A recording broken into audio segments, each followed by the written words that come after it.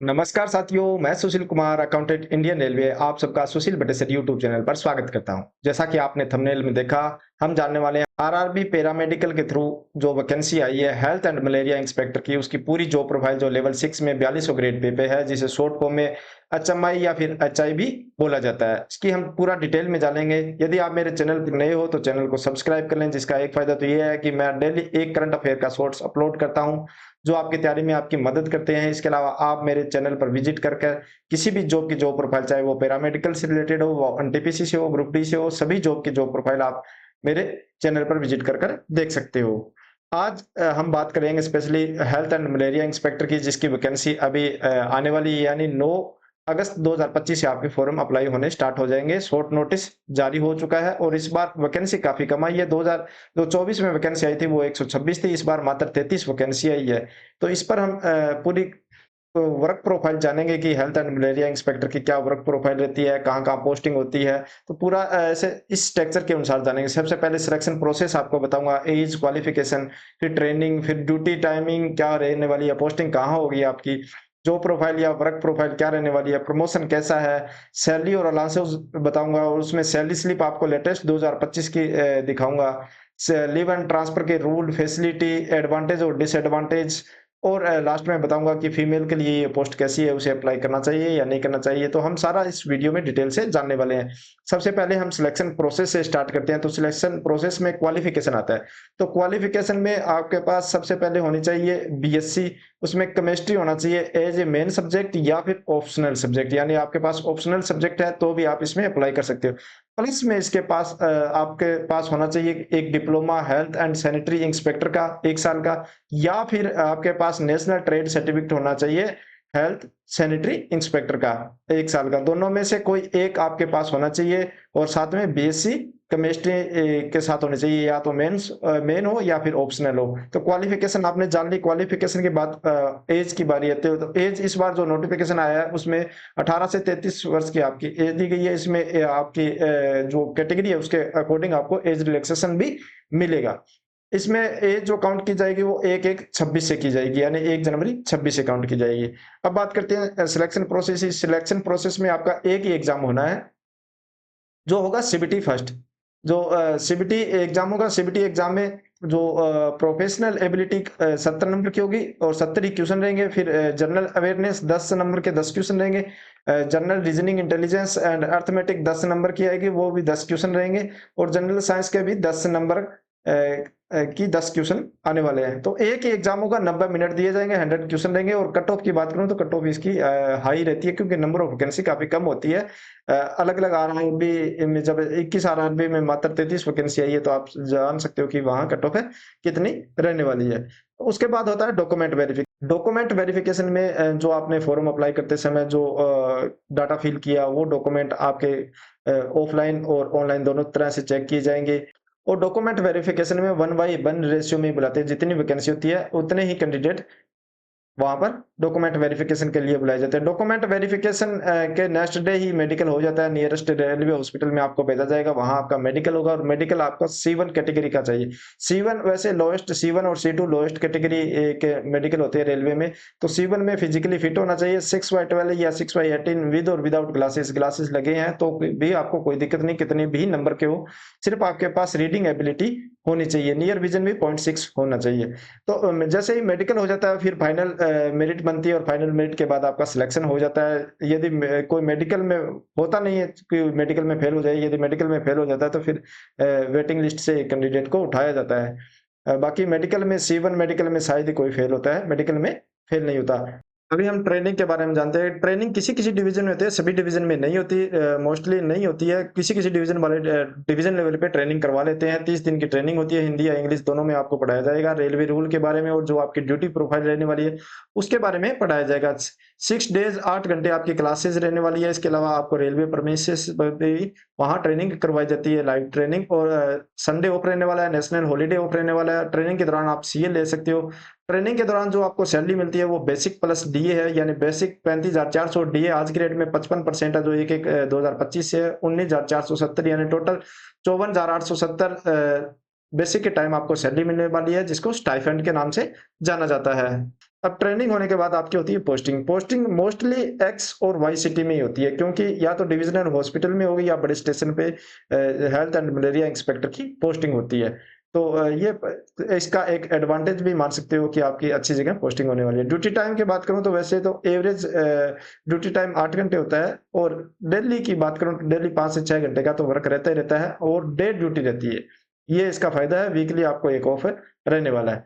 काम क्या होता है, जॉब प्रोफाइल हम जानते हैं, तो जॉब प्रोफाइल में इनके पास 2 तरह के काम होते हैं, स्टेशन पे भी होता है, हॉस्पिटल पे भी होता है। आपकी कहाँ पोस्टिंग की जाती है, इसके आधार पर आपकी होती है। जैसे सबसे पहले तो काम इनका यही है कि रिस्पॉन्सिबिलिटी रहती है इनकी हाइजीन और सैनिटाइजेशन स्टैंडर्ड है उसको मेंटेन करना, स्टेशन पे हो चाहे वो हॉस्पिटल में हो, दोनों जगह उनको इस चीज का मेंटेन करके रखना होता है। फिर इनको इंस्पेक्शन कंडक्ट करनी होती है रेगुलर, जो रेलवे प्रेमिसेस होते हैं, रेलवे स्टेशन हो गया, क्वार्टर हो गए, रेलवे हॉस्पिटल हो गया, डिविजनल कार्यालय हो गया, वहां पर अलग अलग इंस्पेक्शन होती है कि सब कुछ अकॉर्डिंग टू जो स्टैंडर्ड है उसके अकॉर्डिंग ही चल रहा है। सैनिटाइजेशन वगैरह या जो हाइजीन, जो कैंटीन वगैरह है वहां पर हाइजीन वगैरह सही से इस्तेमाल किया जा रहा है, नहीं किया जा रहा। फिर होता है वेस्ट डिस्पोजल, जो भी रेलवे का वेस्ट होता है वो डिस्पोजल सही से हो रहा है, उसका कहीं से बीमारियां तो नहीं फैल रही, उसको मैनेज करना, ये सब काम भी हेल्थ एंड मलेरिया इंस्पेक्टर का ही होता है। इसके अलावा जो स्टॉल रहती है, आपने रेलवे स्टेशन पे देखा होगा, जितने भी वेंडर या फूड स्टॉल होती है, और उनके सैंपल लेके चेक करना होता है,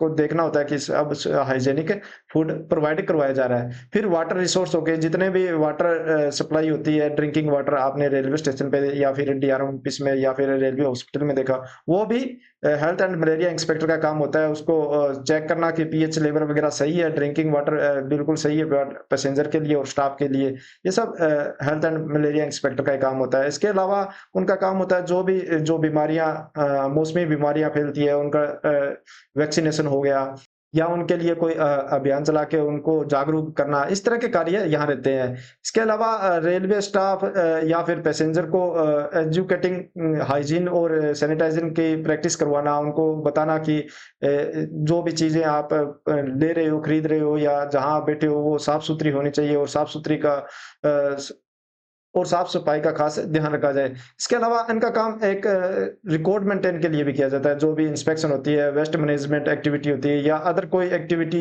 ये करते हैं, उसका रिकॉर्ड मेंटेन करते हैं। रिकॉर्ड मेंटेन, और इनका एक काम ये भी रहता है कि एक प्रोटोकॉल भी रहता है। जब भी कोई सीनियर सीएमएस या फिर डिविजनल मेडिकल ऑफिसर आते हैं, तो ये प्रोटोकॉल उनका देखते हैं।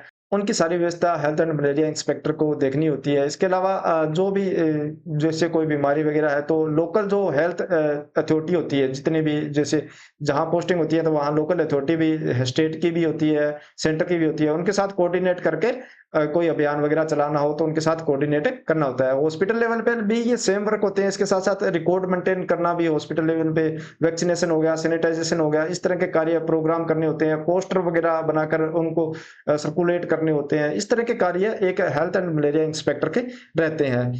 ये जनरली तो मैंने आपको बता दिया। इसके अलावा फर्स्ट एड बॉक्स लगा है, उसमें क्या-क्या चीज़ है ये भी चेक करना भी कहीं-कहीं हेल्थ एंड मलेरिया इंस्पेक्टर को दिया जाता है। वैसे तो पेंट्री कार जो होती है ट्रेन के अंदर, उसमें भी सैंपलिंग का कार्य कभी-कभी उनको पहले इंटीमेट किया जाता है कि आपको उस पेंट्री कार में फूड सैंपलिंग करना है। इस तरह के भी कार्य दिए जा सकते हैं। तो मेनली यही काम रहते हैं। बाकी जो ट्रेन के अंदर साफ-सफाई है वो इनके अंडर नहीं आता। उनके ट्रेन से बाहर जो स्टेशन हो गया, क्वार्टर्स हो गए, वो सब इनके अंडर आते हैं। बाकी जो प्रोफाइल आपके पोस्टिंग प्लेस पे भी डिपेंड करती है, कहाँ आपकी पोस्टिंग होती है। अलग-अलग डिवीज़न में थोड़ा बहुत चेंज होता है। मेनली काम ये रहता है, थोड़ा बहुत इसमें चेंज भी आपको देखने को मिल सकता है। अभी जो प्रोफाइल हमने जान ली, इसके बाद प्रमोशन की बात करूँ तो प्रमोशन भी इसमें ठीक-ठाक है। सबसे पहले आप 4200 ग्रेड पे लेवल 6 पे आते हो हेल्थ एंड मलेरिया इंस्पेक्टर में। फिर ग्रेड 2 में, पहले ये ग्रेड 3 था, ग्रेड 2 और ग्रेड 3 को मर्ज कर दिया। शायद इस बार फाइनल नोटिफिकेशन आया उसमें ग्रेड 3 भी लिखा आ सकता है या ग्रेड 2 भी लिखा आ सकता है। यहाँ से आपको 2 से 3 साल बाद ग्रेड 1 में आपका प्रमोशन हो जाता है। पोस्ट का नेम सेम रहता है, सिर्फ आपका ग्रेड 1 होता है। वर्क भी आपका ऑलमोस्ट सेम ही रहता है। यहाँ वर्क में आपको कोई डिफरेंस ज़्यादा नज़र नहीं आता, सिर्फ सैलरी आपकी इंक्रीज हो जाती है। यहाँ से सीएचआई यानी चीफ हेल्थ इंस्पेक्टर बनने में थोड़ा टाइम लगता है, 5 से 7 साल भी लग सकते हैं आपको। ये अलग-अलग जहाँ आपकी पोस्टिंग है उस पे डिपेंड करता है। 4800 ग्रेड पे पर पहुँच जाते हो, यदि सीएचआई आप बन जाते हो तो यहाँ थोड़ा रिस्पॉन्सिबिलिटी वाला काम रह जाता है। उसके under health and malaria inspector आते हैं। तो इनके पास ज़्यादा ऑफिस वर्क ही रहता है। यहाँ से ऊपर यदि आप एग्ज़ाम देते हो, एलडीसी एग्ज़ाम देके ग्रुप बी में भी जा सकते हो, असिस्टेंट हेल्थ ऑफिसर 5400 पे ग्रेड पर, उससे ऊपर भी फिर आप प्रमोशन ले सकते हो। यदि एलडीसी एग्ज़ाम देकर आप ऊपर नहीं जाना चाहते तो सीएचआई से 4800 पे पहुँच जाते हो, उसके बाद 4 साल बाद ऑटोमेटिक आपके पास 5400 ग्रेड पे मिल जाएगा। 5400 ग्रेड पे से आप रिटायर हो सकते हो। यहाँ प्रमोशन आप देख सकते हो कि हेल्थ एंड मलेरिया इंस्पेक्टर का प्रमोशन अच्छा है। बात करते हैं सैलरी की। हेल्थ एंड मलेरिया इंस्पेक्टर की सैलरी कितनी होती है? सबसे पहले हम बेसिक की बात करें। बेसिक 35,400, ये साल में एक बार बढ़ता है 3%। आपका 3% यदि प्रमोशन हो या ना हो, 3% इंक्रीज इसमें होना ही होना है। डियरनेस अलाउंस की बात करूं तो आज की डेट में 55% है। ये भी साल में 2 बार बढ़ता है, 1 जनवरी और 1 जुलाई को। अभी जनवरी वाला चल रहा है, जुलाई वाला लगभग अक्टूबर के बीच में एरियर आ जाता है, अक्टूबर की सैलरी में। तो अभी जो 55% है उसके बाद कितना बढ़ता है, ये सरकार महंगाई भत्ता जो तय करती है उसके अकॉर्डिंग बढ़ता है। एचआरए हाउस रेंट अलाउंस आपको जिस सिटी में रहते हो उसके अकॉर्डिंग मिलता है, जैसे जेड सिटी, वाई सिटी और एक्स सिटी में। एक्स सिटी जहां पॉपुलेशन 50 लाख से अधिक, वाई सिटी जहां पॉपुलेशन 5 से 50 लाख के बीच में, और जेड सिटी जहां पॉपुलेशन 5 लाख से बिलो हो, वहां आपका जो भी बेसिक है उसके अकॉर्डिंग आपकी सैलरी जो एचआरए मिलना है वो यहाँ लिखा हुआ है। आप देखोगे जेड सिटी, वाई सिटी और एक्सिटी में कितना चार्ज मिलता है। ट्रांसपोर्ट अलाउंस आपको ड्यूटी से होम या होम से ड्यूटी जाने के लिए मिलता है। ये एक्सिटी में आज की डेट में 5580, यानी ये मिलता है 3600 प्लस जो भी उस पर डीए मिल रहा है। तो 3600 पर 55% डीए, तो ये 5580। और वाई और जेड सिटी में 1800 प्लस उस पर जो भी डेट में डीए चल रहा है वो मिलने वाला है 2790 रुपए आज की डेट में, जैसे 55%। इसके अलावा हेल्थ एंड मलेरिया अलाउंसेज भी इनको मिलता है 1250 रुपए। ट्रेवलिंग अलाउंस यदि इंस्पेक्शन पे जाते हैं अदर स्टेशन पे 8 किलोमीटर दूर, तो 1000 रुपए पर डे के हिसाब से मिलते हैं। ये तो ग्रोस सैलरी हुई। ग्रोस सैलरी के बाद जो आपके एनपीएस या यूपीएस में 10% पैसा कटेगा, वो है 5487 रुपए। यूपीएस हो चाहे एनपीएस हो, दोनों में 10% आपके बेसिक से कटेगा, और उसमें गवर्नमेंट का कंट्रीब्यूशन 14% रहता है एनपीएस के केस में। यूपीएस के केस में 18% रहेगा। अभी एक्स, वाई और जेड सिटी में मिनिमम सैलरी क्या बनने वाली है? जैसे एक्स सिटी की बात करूं तो एक्स सिटी में मिनिमम सैलरी आपकी जो रहने वाली है 66,473 रुपए, वाई सिटी में 60,503 और जेड सिटी में 56,963 रुपए आपकी मिनिमम सैलरी रहने वाली है। अदर ये इसमें ट्रेवलिंग अलाउंस एड नहीं है। यदि ट्रेवलिंग अलाउंस एड होता है तो इसमें 3-4 हजार रुपए एड कर लो, यानी 70,000 के आसपास मिनिमम सैलरी स्टार्टिंग रहने वाली है। सैलरी स्लिप देख सकते हैं यहाँ। सैलरी स्लिप बिल्कुल लेटेस्ट आपको मई 2025 की दिखा रहा हूँ आपको, जहाँ देखोगे 2020 की ज्वाइनिंग है, और अभी लेवल 7 पे हेल्थ एंड मलेरिया इंस्पेक्टर की पोस्ट पर है। 46,200 बेसिक है। आपको बताया कि बेसिक आपका प्रमोशन हो या ना हो 3% हर साल इंक्रीज होगा। 1/1/2024 को इनका नेक्स्ट इंक्रीमेंट मिलेगा, यानी 3% इसमें और इंक्रीज हो जाएगा। ग्रोस सैलरी 88,522 रुपए। यहाँ आप देखोगे कि कैसे बनी है। बेसिक 46,200, फिर 55% डीए, फिर house rent allowance 20%, transport allowance 2790 Y city में पोस्टिंग है इसलिए। ट्रेवलिंग अलाउंस 3,000 रुपए, मैंने बताया 1000 रुपए पर डे के हिसाब से इंस्पेक्शन के मिलते हैं, तो 3 ड्यूटियां इनकी लगी हुई है। नेशनल हॉलीडे अलाउंस भी मिलता है यदि नेशनल हॉलीडे के दिन ड्यूटी रहती है। फिर malaria health and malaria allowances भी मिला हुआ है 1250 रुपए। तो 88,522 ग्रोस। इसमें कुछ रिकवरी जैसे एनपीएस यूपीएस की रिकवरी होगी, आपकी इंश्योरेंस स्कीम की होगी, इनकम टैक्स की होगी, तो 10,751 रुपए रिकवरी हो जाएगी। और नेट पे जो मिलने वाला है 77,771 रुपए। तो ये आप देख सकते हो कि लगभग 75 से 80,000 के बीच में सैलरी आसानी से बन जाती है। ये फिरोजपुर डिवीजन की लेटेस्ट आपको सैलरी दिखाई है। अभी बात करते हैं कि इनको लीव और ट्रांसफर के क्या क्या रूल है। जैसे लीव की बात करूं तो सबसे पहले एलएपी लीव ऑन एवरेज पे होता है, जो 30 पर ईयर मिलती है। 1 जनवरी और 1 जुलाई को 15-15 कर ऐड हो जाती है, और ये आपके ऐड होती रहती है। यदि आप अवेल कर लेते होते अच्छी बात है, नहीं तो नेक्स्ट ईयर में ऐड हो जाती है। और मैक्सिमम 300 आप लीव ऐड कर सकते हो, जो आपको रिटायरमेंट के दौरान इसका आपको पैसा मिल जाता है।